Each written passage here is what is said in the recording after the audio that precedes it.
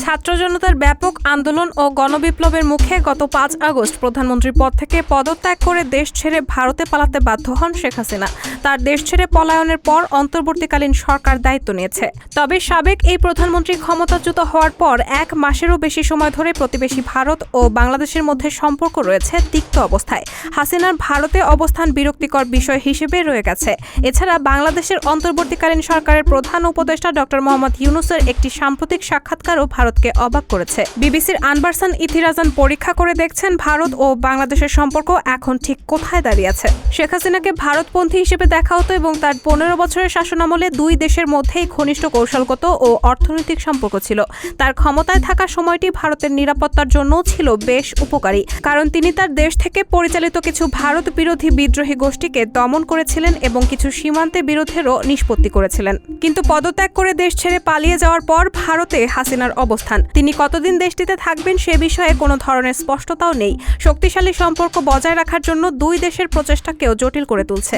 এটি গত সপ্তাহে স্পষ্ট হয়ে যায় যখন ভারতীয় সংবাদ সংস্থা প্রেস ট্রাস্ট অব ইন্ডিয়াকে দেওয়া এক সাক্ষাৎকারে অধ্যাপক ডক্টর ইউনূস দিল্লিতে থাকার সময় হাসিনাকে কোনো ধরনের রাজনৈতিক বিবৃতি দেওয়া থেকে বিরত থাকতে ভারতের প্রতি আহ্বান জানান। হাসিনার প্রস্থানের পর নোবেল শান্তি পুরস্কার বিজয়ী ডক্টর ইউনূস বর্তমানে বাংলাদেশের অন্তর্বর্তীকালীন সরকারের নেতৃত্ব দিচ্ছেন। তিনি বলেছেন, বাংলাদেশ তাকে ফিরিয়ে না আনা পর্যন্ত ভারত যদি তাকে রাখতেই চায় তবে এক্ষেত্রে শর্ত থাকবে, তাকে চুপ থাকতে হবে। এই মন্তব্যের মাধ্যমে ডক্টর ইউনূস স্পষ্টতই গত ১৩ আগস্ট শেখ হাসিনার বক্তব্যের কথাই উল্লেখ করেছেন। ওই সময় শেখ হাসিনা ন্যায় বিচার দাবি করেছিলেন এবং বলেছিলেন সাম্প্রতিক সন্ত্রাস কর্মকাণ্ড, হত্যা ও ভাঙচুরের সাথে জড়িতদের অবশ্যই তদন্ত, চিহ্নিত ও শাস্তি দিতে হবে। হাসিনার এই বক্তব্য বাংলাদেশে ক্ষোভের সৃষ্টি করেছিল এবং এরপর থেকে তিনি আর কোনো প্রকাশ্য বক্তব্য বা বিবৃতি দেননি। ডক্টর ইউনূস তার সাক্ষাৎকারে আরও বলেছিলেন, উভয় দেশকে তাদের দ্বিপাক্ষিক সম্পর্কের উন্নতি করতে একসাথে কাজ করতে হবে। বর্তমানে এই সম্পর্ককে তিনি নিম্ন পর্যায়ে রয়েছে বলে বর্ণনা করেন। অধ্যাপক ইউনূসের এই বক্তব্যের জবাবে ভারতের পররাষ্ট্র মন্ত্রণালয় এখনও আনুষ্ঠানিকভাবে মন্তব্য করেনি, তবে দেশটির কর্মকর্তারা বিচলিত বলে জানা গেছে।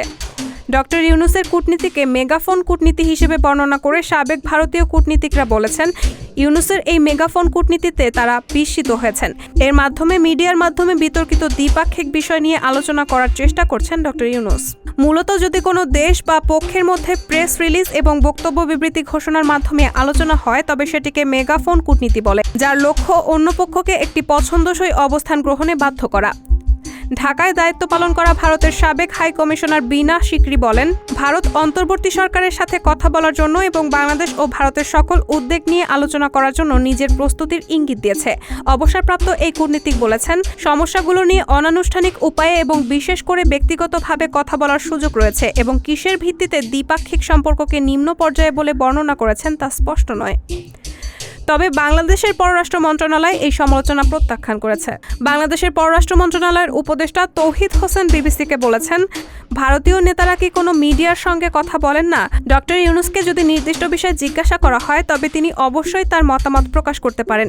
আপনি যদি সমালোচনা করতে চান তবে যে কোনো বিষয়ে সমালোচনা করতে পারেন। ডক্টর ইউনূস তার সাম্প্রতিক সাক্ষাৎকারে বাংলাদেশের বিরোধী দলগুলোর সঙ্গে যোগাযোগ না রাখার জন্য ভারতের সমালোচনাও করেন। সাক্ষাৎকারে তিনি বলেন, এমন আখ্যান রয়েছে যে সবাই ইসলামপন্থী, বাংলাদেশ জাতীয়তাবাদী দল ইসলামপন্থী এবং বাকি সবাই ইসলামপন্থী এবং এই দেশকে আফগানিস্তানে পরিণত করবে আর শেখ হাসিনার নেতৃত্বে বাংলাদেশ নিরাপদ থাকবে। ভারত এই আখ্যানে বিমোহিত, কিন্তু ভারতীয় বিশ্লেষকরা এতে ভিন্ন মত পোষণ করেন। সাবেক হাই কমিশনার বীণা সিকরির দাবি, আমি এই বক্তব্যের সাথে একেবারেই একমত নই। বাংলাদেশে আমাদের হাই কমিশনাররা কোনো লেবেল না দিয়েই সব রাজনৈতিক দলের সঙ্গে কথা বলেন। রায়হানা মুন, সবার কথা।